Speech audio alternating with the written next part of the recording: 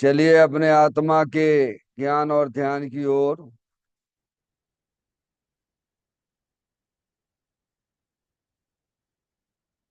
अपने चंचल मन को एवं चंचल उपयोग को स्थिर करने के लिए जिनवाणी माता के माध्यम से अपनी वर्तमान ज्ञान की पर्याय में सम्यक भी ज्ञान उत्पन्न करते हुए शरीर शरीर से संबंधित जितने भी चेतन अचेतन पदार्थ हैं उनका मुझ भगवान आत्मा के साथ में किसी भी प्रकार का कोई संबंध नहीं है। इस प्रकार समस्त पर पदार्थों में अपने संबंध की वृत्ति को छोड़ते हुए अंदर में जो अखंड ज्ञान ज्योति स्वरूप भगवान आत्मा है उसमें ही वर्तमान पर्याय का संबंध जोड़ते हुए कि मेरा यह भगवान आत्मा सदा काल शरीर आदिक पर पदार्थों से भिन्न एकमात्र अखंड ज्ञान ज्योति स्वरूप है।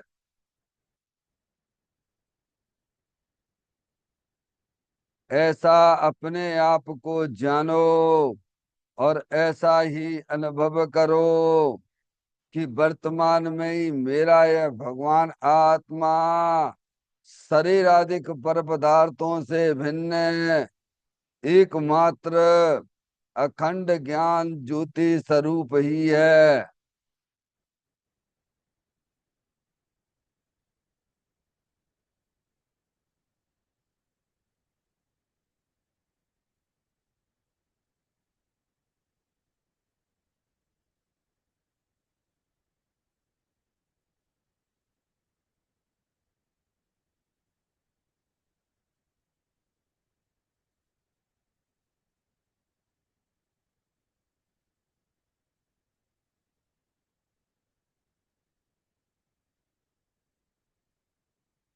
इसी प्रकार से संसार अवस्था में आत्मा की पर्याय में जो विविध प्रकार की पुण्य पाप के परिणाम दिखाई देते हैं वे समस्त परिणाम पर द्रव्यों के लक्ष्य से होने वाले भाव हैं।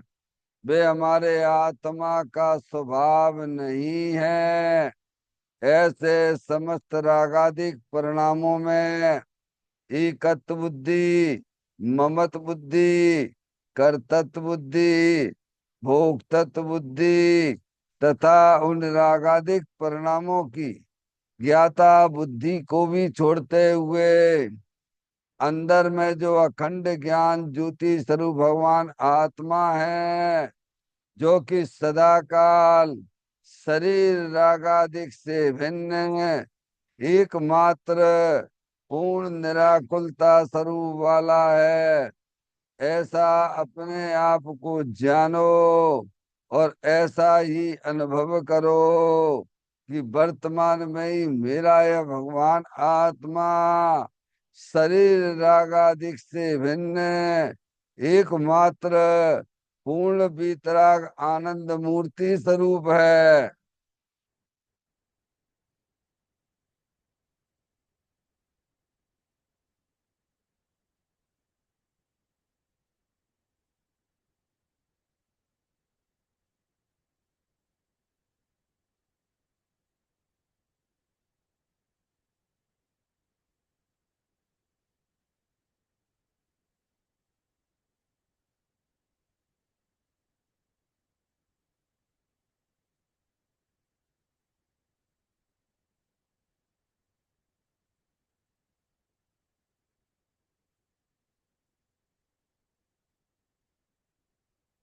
इसी प्रकार से संसार अवस्था में आत्मा की पर्याय में जो पर के लक्ष्य से होने वाला ज्ञान है, वह परलक्षी ज्ञान भी हमारे आत्मा का स्वभाव नहीं है।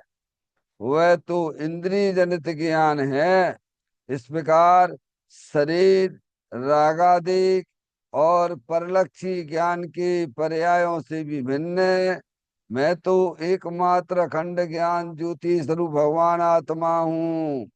ऐसा अपने आप को जानो और ऐसा ही अनुभव करो कि वर्तमान में ही मेरा यह भगवान आत्मा शरीर, रागादि और खंड खंड ज्ञान के पर्यायों से विभिन्न एकमात्र अखंड ज्ञान ज्योति स्वरूप ही है।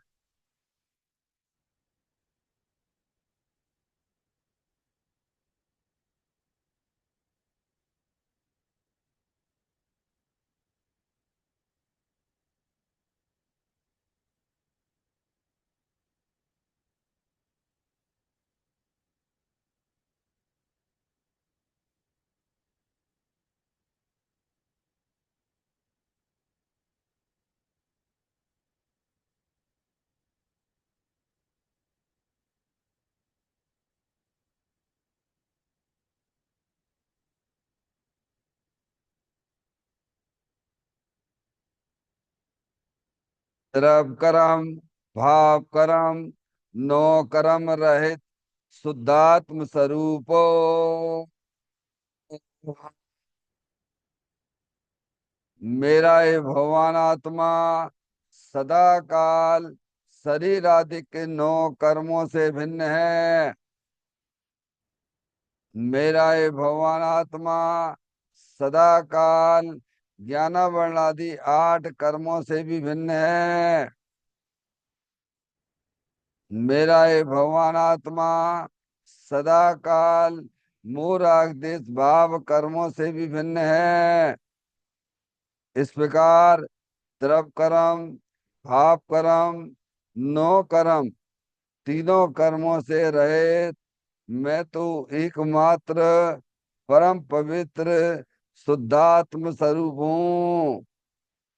ऐसा अपने आप को जानो और ऐसा ही अनुभव करो कि वर्तमान में ही मेरा यह भगवान आत्मा तीनों प्रकार के कर्मों से रहित एकमात्र परम पवित्र शुद्धात्म स्वरूप है।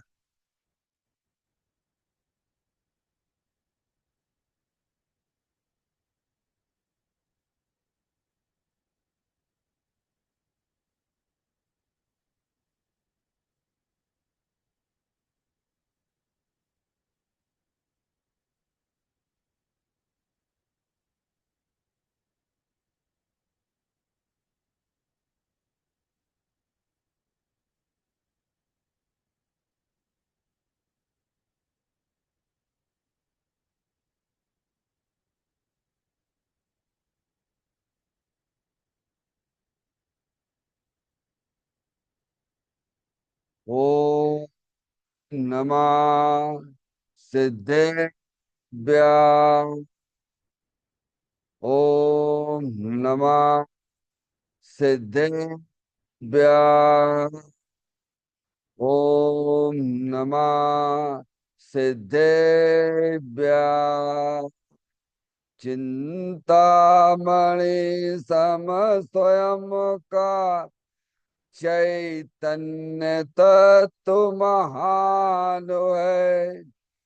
निज का करूं मैं चिंतवन, निज का करूं श्रद्धान में।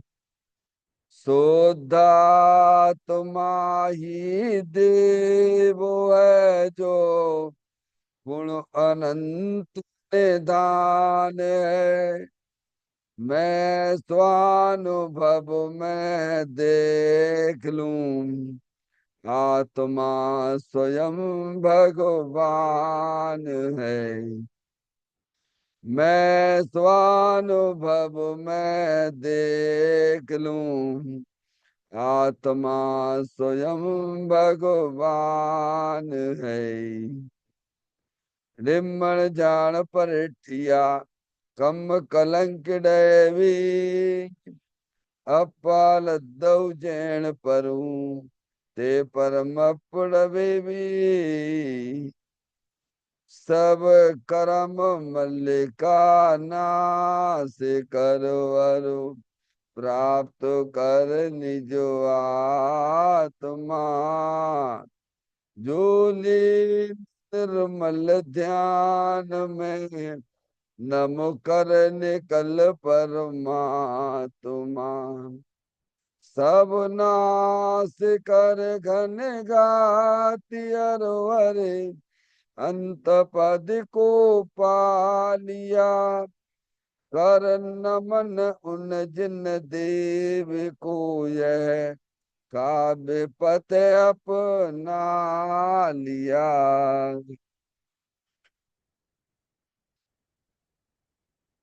श्री योगसार जी नामक परम अध्यात्मिक ग्रंथ स्वाध्याय हेतु में विराजमान है। आज से 1400 वर्ष पहले इस महान पवित्र ग्रंथ की रचना दिगंबर संत योगेंद्र महाराज जी हुए हैं। उन्होंने इस महान पवित्र ग्रंथ की रचना की और उन्होंने इस ग्रंथ का नाम योगसार जी रखा।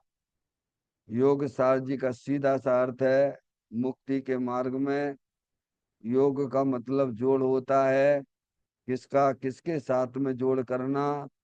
तो अरिहंत परमात्मा कहते हैं कि अपनी वर्तमान शुद्ध ज्ञान की पर्याय का अंदर में जो अपना त्रिकालिक ध्रुव भगवान आत्मा जो कि सदा काल द्रव कर्म भाव कर्म नौ कर्म से रहित एकमात्र अखंड ज्ञान ज्योति स्वरूप है। ऐसे गायक प्रभु परमात्मा में अपनी वर्तमान शुद्ध ज्ञान की पर्याय का संबंध जोड़ने का नाम योग है, जिसे शास्त्रीय भाषा में सम्यक दर्शन सम्यक ज्ञान भी कहते हैं। और चैतन्य भगवान आत्मा में ही अपनी वर्तमान पर्याय को मग्न कराना, लीन करना, स्थिर करना, उसे सार कहते हैं, यानी सम्यक चारित्र कहते हैं। तो योग सार क्या हो गया? सम्यक दर्शन, सम्यक ज्ञान, सम्यक चारित्र वाली निर्मल पर्याय, पवित्र पर्याय, जो कि अपने आत्मा के आश्रय से प्रकट होती है, इसे यहाँ योग सार कहते हैं। देखिएगा योग सार ग्रंथ के माध्यम से हमारा आप यहाँ पर 65वें नंबर की गाथा का स्वाध्याय चल रहा है, जिसमें इस गाथा के माध्यम से दिगंबर संत हमें यह समझाना चाहते हैं, चाहे वह आत्मा ग्रस्त अवस्था में हो चाहे वह आत्मा मुनि अवस्था में हो, दोनों का काम एक ही है। क्या काम है? कि अपनी जो शुद्धात्म वस्तु है उसमें रमण कराना, उसमें रमण करना, क्योंकि वही वास्तव में सुखी होने का विधान है और वही वास्तव में मोक्ष प्राप्त कराने का एकमात्र उपाय है।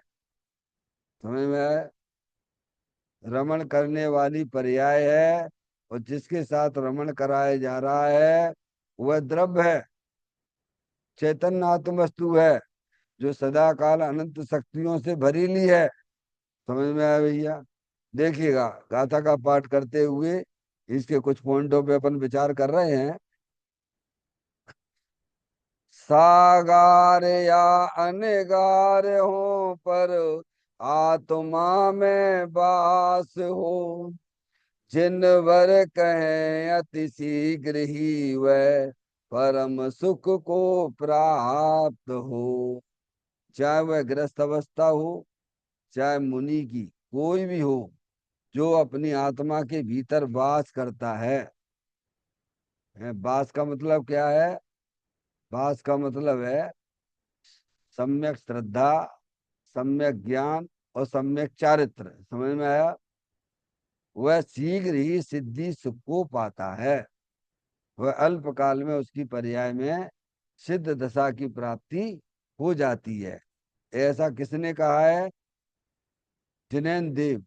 जिनेन्द्रीप किसे कहते हैं? जिन्होंने अपनी ज्ञान की पर्याय में अनंत ज्ञान प्रकट किया। समझ में आप? दर्शन, अनंत दर्शन प्रकट किया, अनंत सुख प्रकट किया, अनंत वीर प्रकट किया, वे जिनेन्द्र परमात्मा कहलाते हैं। सकल द्रव्य के गुण अनंत पर जाय अनंता, जाने एक ही काल प्रगट केवली भगवंता। ऐसे जिनेन्द्र परमात्मा होते हैं। समझ में आए? अपने भूतकाल, अपन कब से हैं डॉक्टर साहब? अनादि से हैं। ठीक है कि नहीं? और कब तक रहेंगे? तो कहते अनंत काल तक आप रहोगे, क्योंकि तुम्हारी सत्ता का कभी नाश होता नहीं है। तुम चेतन भगवान आत्मा हो। तो अनादि काल से जो तुम्हारी पर्याय में एक एक समय जो परिणमन हुआ है, उस परिणमन को और उसके गुणों को और उसके द्रव्य को जानते हैं केवली परमात्मा। इतना ही नहीं, भविष्य में होने वाले द्रव्य गुण में जो परिणमन होंगे, उनको भी केवली परमात्मा वर्तमान वत जानते हैं। क्या? ऐसे सभी द्रव्यों को लगाना, जड़ चेतन सभी को लगा लेना। ऐसे भगवान केवली परमात्मा होते हैं। सकल द्रव्य के गुण अनंत पर जाए अनंता, जाने एक ही काल प्रगट केवली भगवंता। समझ गए आप? उनकी कही हुई बातें हैं। देखा?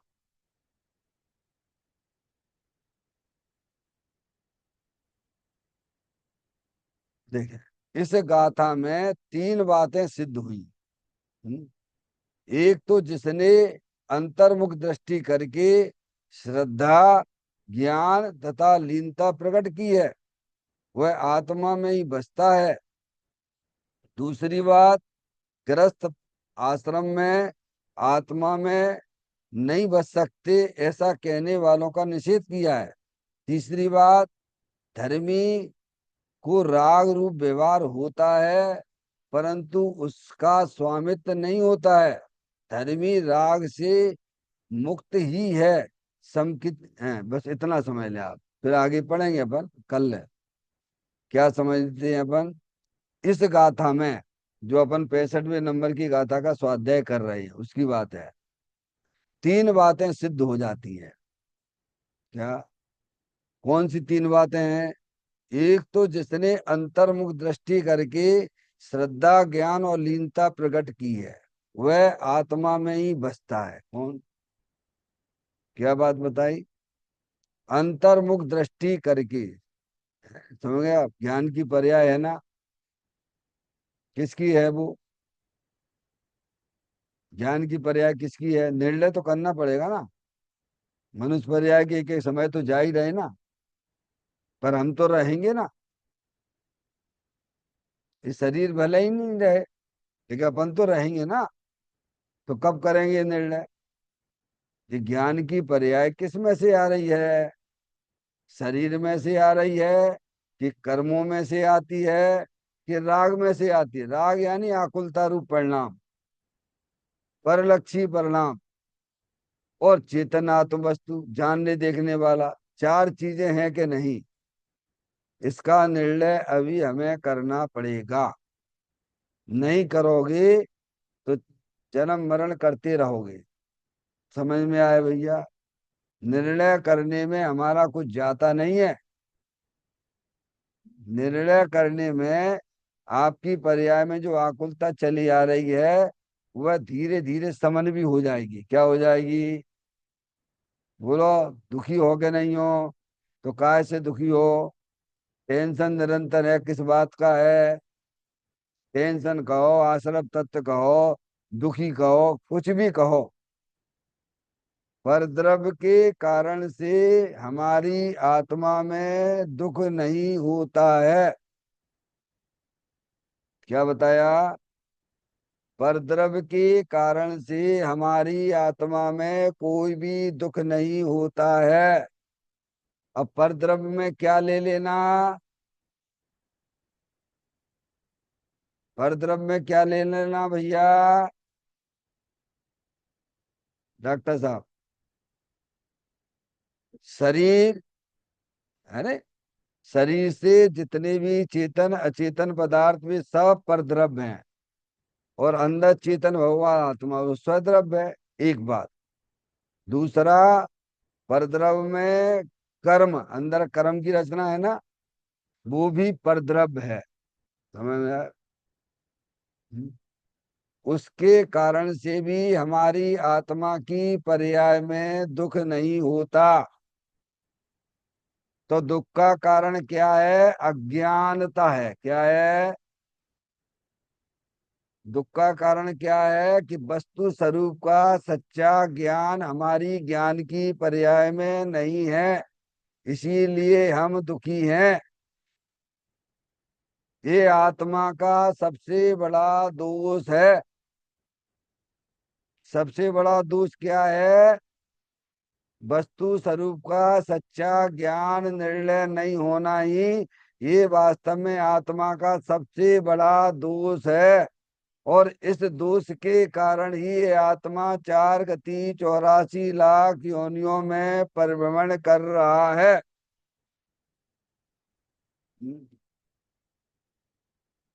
सबसे बड़े दोष का नाम क्या है? अज्ञानता। समझ में आए? क्योंकि हम जो दुखी हो रहे हैं, उस दुख का कारण हम क्या मानते हैं? अरे दुखी होते हैं कि नहीं होते हैं? हैं? तो दुख का कारण हम क्या मानते हैं? 24 घंटे थोड़ा सा विचार करना भैया है। पर द्रव्य को मानते हैं। ये लड़का हमारी बात नहीं मानता है, ये लड़की हमारी बात नहीं मानती है। क्या? हमारे पास रुपया पैसा नहीं है इसीलिए हम दुखी हैं। ज्ञानी कहते झूठ, बिल्कुल झूठ। पर द्रव्य के कारण से कोई भी आत्माएं दुखी नहीं होती हैं। दुखी होती हैं तो अपनी अज्ञानता के कारण से दुखी हैं। और वह अज्ञानता क्या है? कि वस्तु स्वरूप का इसे सच्चा ज्ञान नहीं है। जब इसे सच्चा ज्ञान ही नहीं है तो उसका श्रद्धान कैसे होगा? क्या? तो इस सुत ज्ञान की पर्याय ये कहाँ से आ रही है? शरीर में से आती है, कि अंदर कर्मों की रचना है उसमें से आती है, कि आश्रम रूपी तत्व है उसमें से आती है, कि उसके पीछे अंदर जो चेतनेश्वर भगवान आत्मा जलल ज्ञान ज्योति स्वरूप है? कब निर्णय करोगे भैया? अब ये निर्णय चाहे अभी कर लो, और करना तो पड़ेगा। भगवान जिन जिन ने निर्णय किया है वे वर्तमान में भी सुखी हो गए हैं, और आगे पर्याय में परमात्मा हो गए हैं। समझ में आया भैया? तो यहाँ एक जाता में यह बताया जा रहा है कि अंतर्मुख दृष्टि करके श्रद्धा ज्ञान लीनता प्रकट की है। क्या किया है इस गाथा में? इस गाथा में मूल विषय क्या बताया जा रहा है? देखो डॉक्टर साहब, आत्मा में श्रद्धा नाम का गुण है, आत्मा में ज्ञान नाम का गुण है, आत्मा में चारित्र नाम का गुण है। समझ? इन गुणों की पर्याय में अनादिकाल से विपरीतता चली आ रही है। समझ में आया? क्यों? क्योंकि वही बात कि आत्मा का ज्ञान ही नहीं है, वस्तु स्वरूप का ज्ञान ही नहीं है। तभी तो कहा है क्या? धन कन कंचन राज सुख सबई सुलभ कर जाए, दुर्लभ है संसार में।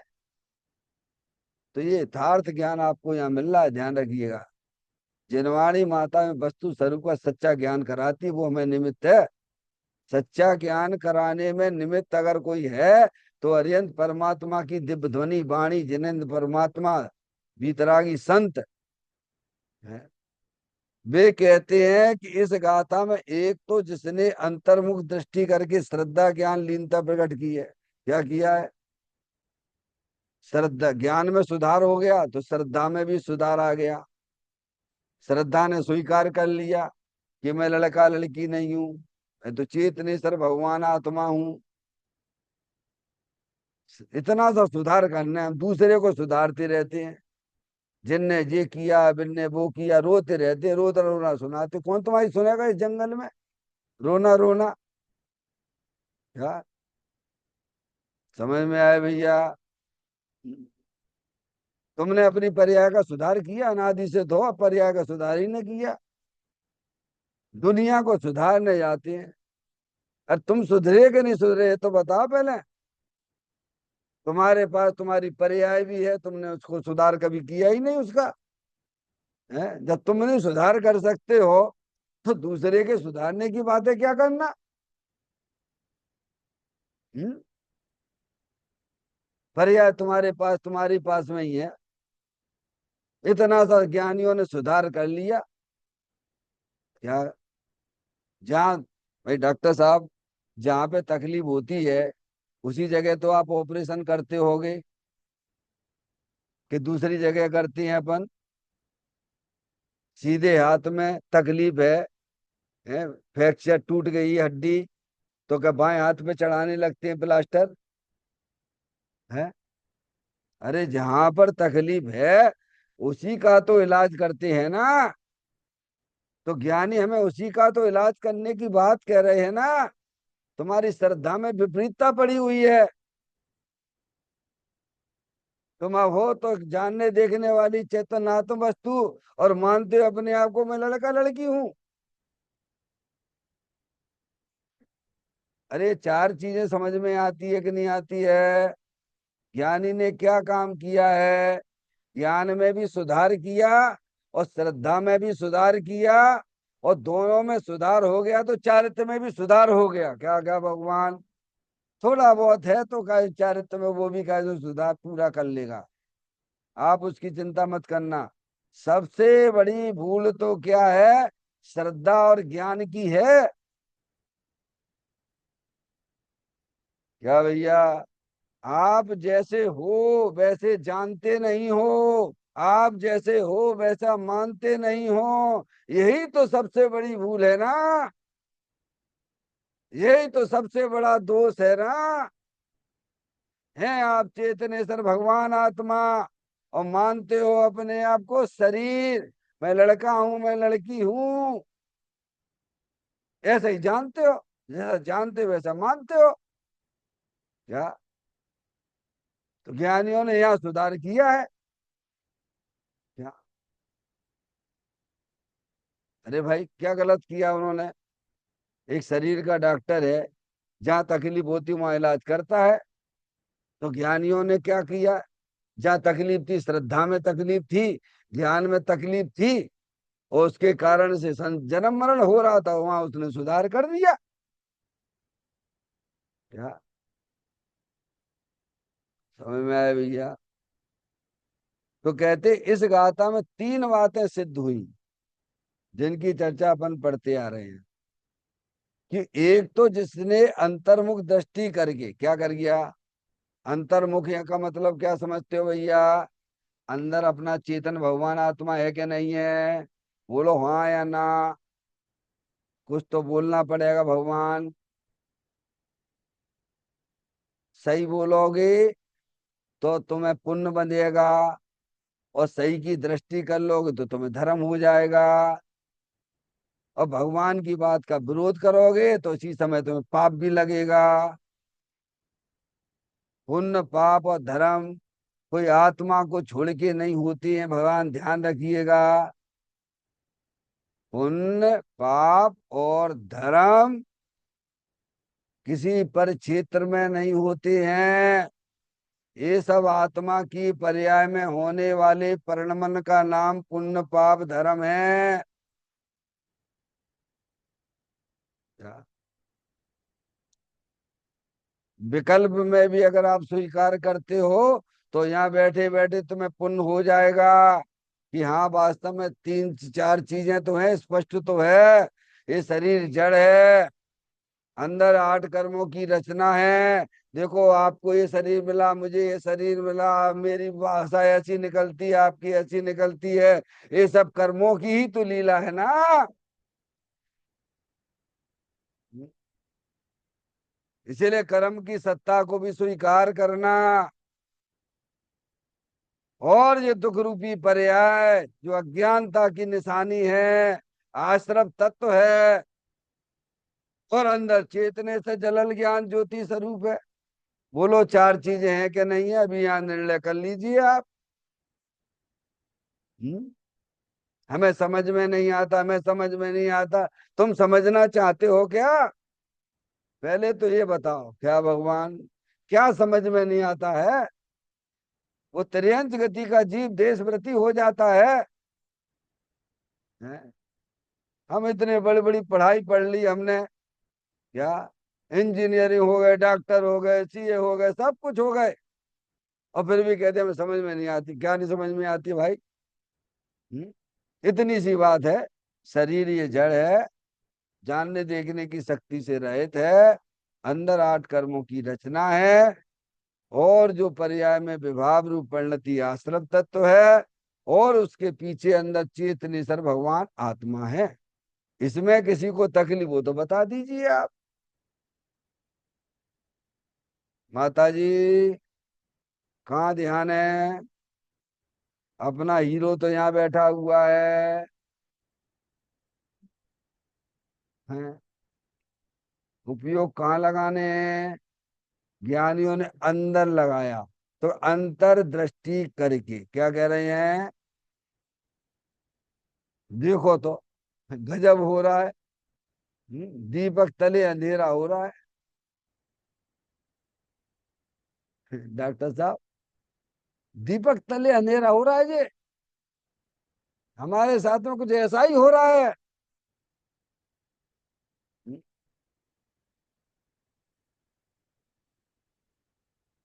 यहाँ कहते हैं, जिसने अंतर्दृष्टि करके, अंतर्दृष्टि यानी जिसने अपनी श्रद्धा को, अपने ज्ञान को, अपने चारित्र गुण की पर्याय को अंदर में कर दिया, उसे पास कहते हैं। क्या? कहाँ रह रही है ज्ञानी की पर्याय? अरे पर्याय तो सबके पास में है भगवान। पर्याय के बिना जगत का कोई द्रव्य ही नहीं होता है। ज्ञानी की पर्याय श्रद्धा की, ज्ञान की, और चारित्र की अंदर लगी हुई है। तो अंदर जब लगी होती है श्रद्धा और ज्ञान चारित्र की पर्याय, तो अंदर तो भगवान आत्मा अतीन्द्रिय आनंद स्वरूप है ना। तो पर्याय में अतीन्द्रिय आनंद आएगा कि नहीं आएगा? बोलो। है? आप मिठाई खाते हो तो मुंह आपका मीठा होता है। ज्ञानी की पर्याय अंतर्मुख होकर अपने चेतन भगवान आत्मा को निहारती है, तो उसकी पर्याय में अतीन्द्रिय आनंद नहीं आएगा क्या? है? बस हमारा तो मुंह मीठा हो जाए, अच्छी बात है। मिठाई खाई तो आपका मुंह मीठा होगा। और ज्ञानी अपनी पर्याय को अपने अंदर भगवान आत्मा के साथ जोड़े बैठा, तो उसकी पर्याय में अतीन्द्रिय आनंद आएगा। उसमें कहाँ दिक्कत की बात है? क्यों डॉक्टर साहब, कहाँ दिक्कत की बात है बताओ?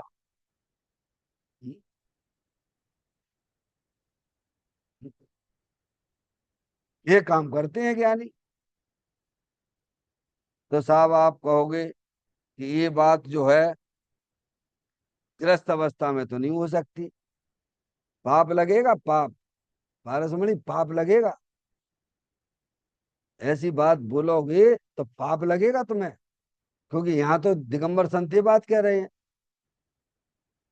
आप दिगंबर संतों के विरुद्ध काम करते हो, विरुद्ध बोलते हो, पापी हो। अरिहंत भगवान की दिव्य ध्वनि के विरुद्ध बात करते हो। यह तो अरिहंत भगवान ने कहा है ना, चाहे गृहस्थ अवस्था हो चाहे मुनि अवस्था हो, सब अपने आत्मा के आनंद में मस्त रहते हैं ना।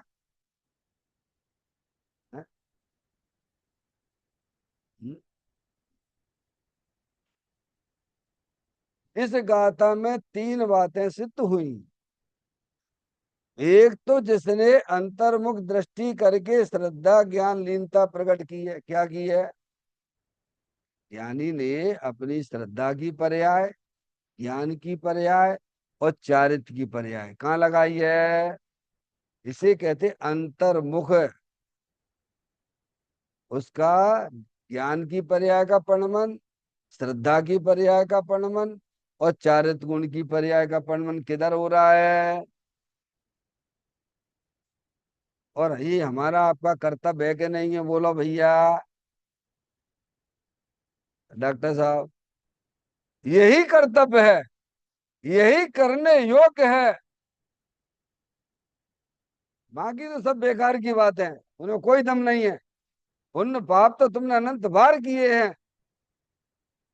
नर भव मिला है मैं अपूर्व कार्य करूंगा, पाया है जिन शासन भव का अभाव करूंगा, है मेरा निश्चय सम्यक निश्चय।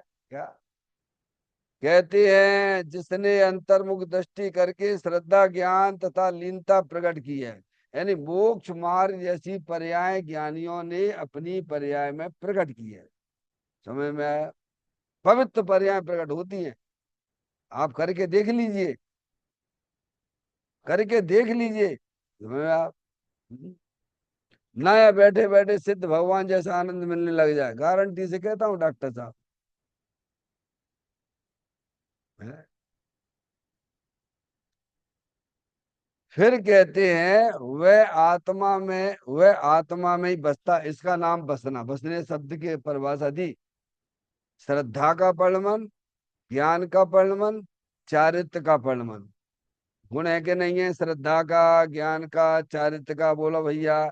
आत्मा तो अनंत गुणों से भरपूर है, अनंत गुण है उसमें, गुणों की कोई पार है क्या? अरे तुम्हें तीन ही दो ही गुण तो सुधार लो यार, बाकी चारित्र तो पीछे पीछे चलने लग जाएगा। है क्या डॉक्टर साहब? आपने दो गुण में सुधार कर लिया, दो गुण में नहीं, दो गुणों की पर्याय में। किसमें सुधार करने हैं? गुणों में सुधार नहीं करने हैं, ध्यान रखिए। हाँ, श्रद्धा की पर्याय और ज्ञान की पर्याय। हम्म? अनंत काल हो गया, इतना छोटा सा काम नहीं कर पाए। हम्म? और काम कर लिया, इसीलिए वो सुखी रहता, आनंद में रहता है। सुखी होने के लिए हमें कोई पंचेंद्री के विषयों की चक्कर थूम लगाने भगवान, क्योंकि सुख की व्यवस्था तो अंदर भगवान ने बताई है। आप उसे ज्ञान में लीजिए, उसे श्रद्धा में लीजिए, तो आपने 99.99% काम कर लिया। मोक्ष मार्ग का इतना काम तो आपका हो गया। जिसकी श्रद्धा और ज्ञान में सुधार हो गया, उसने समझो मोक्ष मार्ग का 99.99% काम कर लिया। केवल 0.01% चारित्र का काम शेष रह गया है।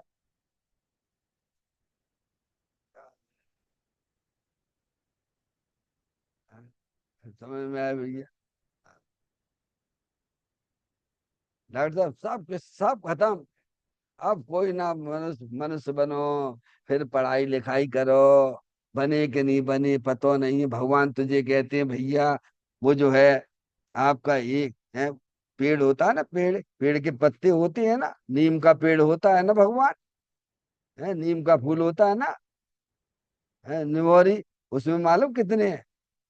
उसमें असंख्यात औदारिक शरीर हैं। कितने? उस फूल में असंख्यात औदारिक शरीर, और एक शरीर में जितने सिद्ध परमात्मा हो गए हैं उससे अनंत जीव हैं। ये भगवान कहते हैं, नहीं वहीं पड़े रहोगे।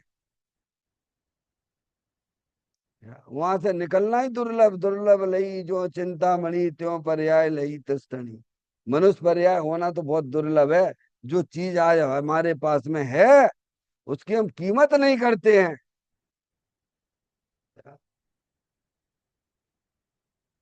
सब खत्म खेल। जब श्रद्धा और ज्ञान की पर्याय में सुधार हुआ, ये समझ लो आपने बहुत बड़ा काम कर लिया। आपने अपने आत्मा के ऊपर दया कर ली। क्या कर ली? पर के ऊपर कोई दया नहीं कर सकता है। समझ में आया या? ये सब व्यवहार की बातें हैं। कोई इंसान, कोई गरीब है बेचारा, बाकी हाथ टूट गए हैं, पैर टूट गए हैं, दुखी है बेचारा, तो अपन को क्या इच्छा होती है, क्या रे इसको जरा दो है डॉक्टर साहब, कुछ पैसा दे दो, कुछ इसका सहयोग कर दो, बेचारा कितना दुखी है। तुमने उसके ऊपर कोई कुछ नहीं किया है। तुमने अपने दुख को खत्म करने के लिए उसे 100 रुपए दिए हैं। समय में आया तो कौन के ऊपर दया करी तुमने? बाकी ऊपर दया करी कि अपने ऊपर दया करी? बोलो। है? अपने ऊपर ही हुई ना। पर की दया आत्मा पाल ही नहीं सकता है। यहाँ तो कह रहे मोह राग द्वेष के परिणाम से अपने आप को बचा लो, ये तेरी दया है ये। क्या? अब कहते हैं दूसरी बात। पहली बात तो ये पहली बात तो ये है कि ज्ञानी ने अपनी श्रद्धा और ज्ञान चरित्र की पर्याय में सुधार किया।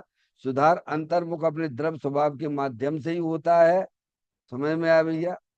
फिर कह रहे दूसरी बात यह है कि गृहस्थ आश्रम में आत्मा में नहीं बच सकते, ऐसे कहने वालों का निषेध किया। क्या किया है डॉक्टर साहब? लोग कहते हैं ना, देखो भैया हमने सब कुछ छोड़ दिया, अब हम देखो पीछे कमंडल हमने ले लिया है, हमें ये आत्मा का अनुभव नहीं हो रहा है, तो तुम्हें कपड़ा पहनने वालों को कहाँ से हो जाएगा? ऐसी भाषा बोलने लग गए अब। अरे भाई तुम नहीं पढ़ पाए तो क्या है भैया, दूसरा तो पढ़ के पास हो रहा है ना। ऐसी बातें क्यों करना? जिनवाणी में तो लिखी पढ़ लिखा पढ़ी बिल्कुल बराबर बोल रही है डॉक्टर साहब। ये तो पंचम काल में ऐसा नहीं होगा। ऐसे कहने वाले बहुत मिल जाएंगे आपको धर्म के नाम पर। समझ आया भैया? और आपको भी लगेगा हाँ सही, बिल्कुल सही कह रहे हैं। हाँ देखो ये सब कुछ छोड़ के बैठे बिल्कुल सही सही बात कर रहे हैं ये। सत्य महाव्रतधारी हैं ये तो। काहे के सत्य महाव्रतधारी? जिनवाणी माता के व्रत बोलते हो।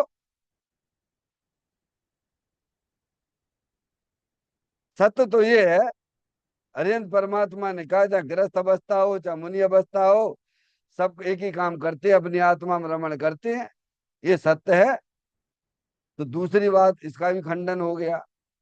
जो ऐसी बातें करती हैं कि गृहस्थ अवस्था में आत्मा की अनुभूति नहीं हो सकती है, उनकी बात भी झूठी। समझ में आए भैया? देशव्रती त्रियंच गति में असंख्यात है, एक नहीं असंख्यात है भाई। फिर कहते हैं ऐसा कहने वालों का निषेध हो जाता है इस गाथा के माध्यम से। तीसरी बात क्या आई? धर्मी को राग रूप व्यवहार होता है डॉक्टर साहब। अब राग की बात आ गई क्या? धर्मी यानी सम्यक दृष्टि, धर्मी यानी सम्यक दृष्टि, धर्मी यानी देशव्रती, धर्मी यानी मुनराज। धर्मी का अर्थ क्या लेना? धर्मी का मतलब सम्यक दृष्टि होता है। धर्मी का मतलब देशव्रती होता है। धर्मी का मतलब मुनिराज होते हैं। यह तीनों की बात आई है और इसकी खुलासा अपन पहले से पढ़ते चले आ रहे हैं। समझ में आया? अब तीनों को राग होता है। यहाँ हरियंत परमात्मा की बात नहीं, क्योंकि हरियंत परमात्मा तो राग से रहित हो गए। अब उनकी भूमिका के अनुसार अपन देख लीजिए आप। सम्य दृष्टि जीव है तो राग में राग के दो भेद कर लीजिए आप, अशुभ राग और शुभ राग। सम्य दृष्टि जीव है तो घर गृहस्थी में भी रहता है, कमाता भी है, खाता भी है, लड़ाई झगड़ा भी करता है, भगवान की पूजा भी करता है, भक्ति भी करता है। दोनों ही राग हो गए भाई। सम्य दृष्टि और देशव्रती है तो उसके भी लड़ाई झगड़े चलते रहते हैं पर्याय में। तो चौकड़ी कसाय का सद्भाव है ना। और भगवान की पूजा भक्ति भी चलती है, वो समझाता भी है, तत्व को भी समझाता, सब कुछ चलता रहता है। क्योंकि वे सब कसाई के काम है ना, राग के काम है ना। अब देखना यहाँ क्या कहेंगे। ऐसे मुनराज है। अब मुनराज का शुभ भाव नहीं होता है, शुभ भाव होता है। दीक्षा देने वालों को दीक्षाएं देते हैं, समझाते भी हैं तत्व को। वहां उनको क्या काम, लौकिक कार्यों से क्या लेना देना। इसीलिए उनकी पर्याय में अशुभ भाव नहीं होता है, शुभ राग ही रहता है।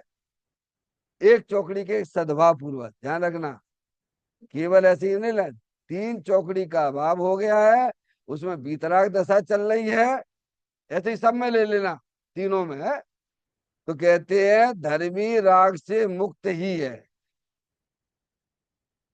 पहले का राग रूप व्यवहार होता है, होता है, होता है, राग करता नहीं है, होता है डॉक्टर साहब, होता सब दिया ना, परंतु उसका स्वामित्व नहीं होता है। क्या है? अरे अपना स्वामी कौन? जो मैं हूं वो मेरा, मैं उसका स्वामी हूँ। शरीर का स्वामी नहीं है, कर्म का स्वामी नहीं है, राग का स्वामी नहीं है। 4 चीजें हैं आपके पास में। तो जानने देखने वाली चेतनात्म वस्तु मैं उसका स्वामी हूँ। तो राग में जो, राग आदि की जो परिणतियां हैं, उसमें उसका अपनापन छूट गया। अपनापन कहाँ गया? बोलो कहाँ आया अपनापन? डॉक्टर साहब अपने आत्मा में आ गया। जैसे अभी अज्ञानी का अपनापन कहाँ चल रहा है? अभी डॉक्टर साहब मेरे को कुछ कहो, पंडित जी साहब को क्या बोलना ही नहीं आता है, और मैं कैसा, मैं कैसी बातें करते हो, है हाल गर्म हो जाऊंगा। कौन को बोला है? तुम शरीर को बोल रहे, तुम शरीर को अपना माने बैठे, इसलिए तुम्हें ऐसा होता है। आत्मा में अपनापन लाइए, फिर देखिए आप कमाल की खेल होते हैं यहाँ पे। फिर क्योंकि ज्ञानी अपनी आत्मा का स्वामी है, उसने पहले ही अपनी चीज ढूंढ ली। क्या है? मैं एक शुद्ध सदा रूपी ज्ञान द्रव्य यथार्थ से, कुछ अन्य वो मेरा नहीं, परमाणु मात्र नहीं। अरे राग है, अशुभ राग भी होगा, भूमिका के अनुसार शुभ राग भी होगा, पर उसका स्वामी नहीं है, यानी उसे वह अपना जानता मानता नहीं है। ये सब कर्म के उदय की चालें हैं भगवान। मैं तो चेतनेश्वर भगवान आत्मा हूँ। ऐसे राग का स्वामित्व टूट गया, चेतन भगवान आत्मा में स्वामित्व आ गया, तो धर्मी राग से मुक्त ही है। लो अब क्या है डॉक्टर साहब, आपके यहाँ ये है ना अपना रामचंद्र नगर, रामचंद्र नगर में एक शमशान घाट है ना, उस शमशान घाट में है, वहाँ एक बोर्ड लिखा हुआ है सभागृह में कि आत्मा की मुक्ति नहीं होती है, मन की मुक्ति होती है, आत्मा तो तीनों काल मुक्त ही है। तो ये ना समझना कोई सोनगढ़ वालों ने लिखा है क्या डॉक्टर साहब, आत्मा की मुक्ति नहीं होती, आत्मा तो मुक्ति ही है। देखो आपके आचार्य कुंकुन देव ने गाथा ही लिखी है, 14वें नंबर की गाथा, 15वें नंबर का, अबद्ध स्पष्ट अनन्य नियत अब शेष जाने आत्म को। क्या? आत्मा कर्मों से बंधा ही नहीं है, तो फिर मन की मुक्ति होती है। तो मन यानी क्या? राग। मन यानी क्या? अब राग में उलझा हुआ है जीव, काय में उलझा है? अब राग को उसने पर जान लिया, अपने चेतन भगवान तो मुक्ति हो गई। देखो डॉक्टर साहब क्या लिखा आगे शब्द उन्होंने, धर्मी राग से मुक्त ही है। धर्मी है कि नहीं है बोलो? धर्मी यानी ज्ञानी, क्योंकि ज्ञानी ने अपने आत्मा के साथ संबंध जोड़ लिया है? अब ये मेन बंधन तो यही है, राग का ही तो है। डॉक्टर साहब हमारे आपके संबंध का है कि बताओ, शरीर के संबंध है कि राग के संबंध है?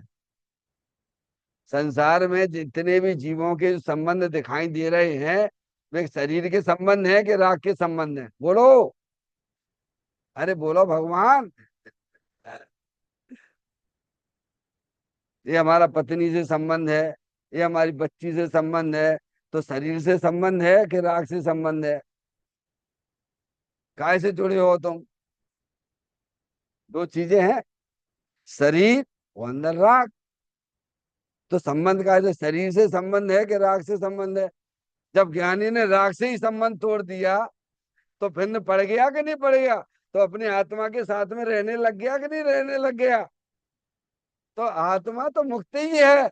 जब राग से संबंध तोड़ दिया, तो उपयोग तो श्रद्धा ज्ञान चारित अपने चेतन भगवान आत्मा में रमण करेगा कि नहीं करेगा?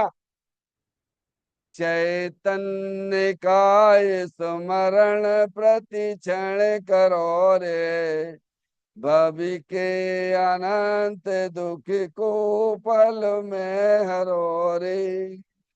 अक्षय अनंत निज सुख निदान पाओ, गाओ करे नित इसी के गीत गाओ, गाओ रे नित इसी के गीत गाओ।